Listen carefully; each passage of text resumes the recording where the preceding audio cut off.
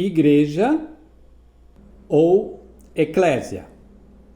Olá pessoal, meu nome é Geraldo Schmitzels, sou pastor de uma igreja ou eclésia. O texto tradicional que todos ou muitos de nós lembramos é aquele que está registrado em Mateus 16:18, onde Jesus conversa com Pedro e fala que sobre a confissão dele, ele iria edificar a igreja. A grande maioria das nossas traduções diz: sobre esta pedra, sobre esta confissão, eu edificarei a minha igreja. Mas não é essa expressão usada no original. No grego, a palavra usada é eclésia. Faz alguma diferença? Alguns vão dizer que não, mas na sua essência faz diferença sim. Da onde surgiu esta ideia de igreja e eclésia? Em primeiro lugar, se Jesus ou os escritores do Novo Testamento registraram a palavra eclésia, porque tinha um motivo.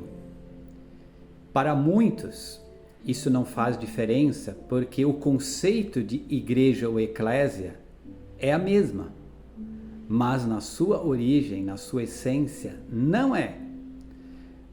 Por quê?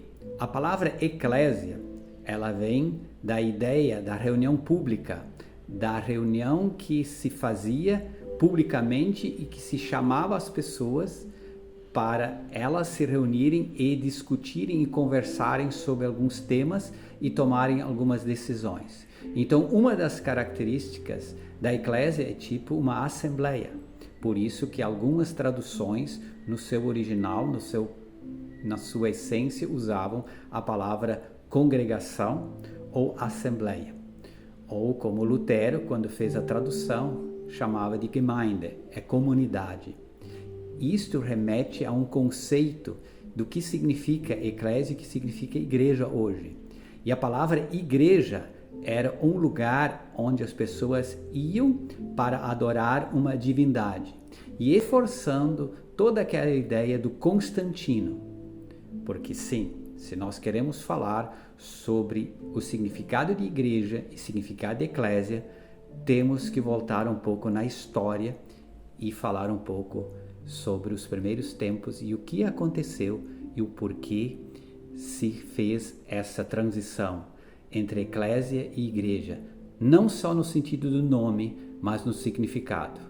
Porque às vezes as pessoas usam a palavra eclésia, mas se relacionam com o conceito de igreja e eclésia da mesma forma, como um lugar onde a gente vai e não uma reunião onde existem algumas características que hoje nós não temos mais naquilo que nós entendemos por igreja. Interessante que no hebraico a palavra usada para assembleia, reunião, congregação era kahal. Então, essa era a ideia original dessas reuniões que aconteciam. E uma das características era a participação, era a voz ativa que as pessoas tinham. Alguém tem uma palavra? Entregue. Alguém tem uma profecia? Não sejam mais que 2 ou 3, outros julguem. Oração. Alguém tem uma canção? Cantem. Então essa era a característica da essência da primeira igreja, das primeiras comunidades que se reuniam. E elas, claro, elas tinham as suas características, elas se reuniam nas casas, essencialmente nas casas. Mas eu gosto sempre de lembrar que não importa o lugar em si, porque às vezes nós brigamos por locais, mas nós não entendemos a essência. A palavra eclésia vem de ek, que é de um lugar, ou seja, somos chamados de um lugar, somos chamados por um nome para nos reunirmos. E é muito interessante isso, porque isso faz toda a diferença.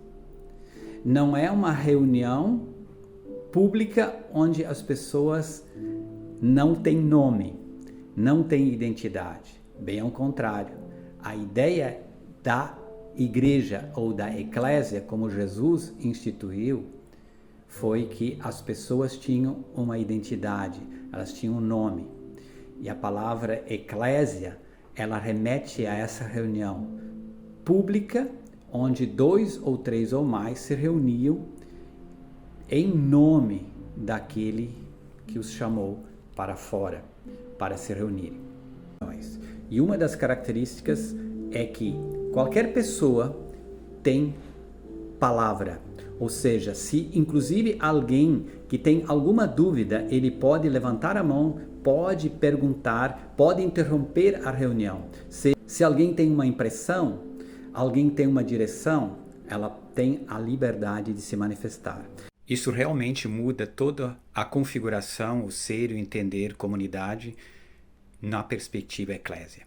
Cria participação, cria olho no olho, cria uma liberdade do espírito. Muitos podem pensar, mas isso cria uma desordem? Não, necessariamente não.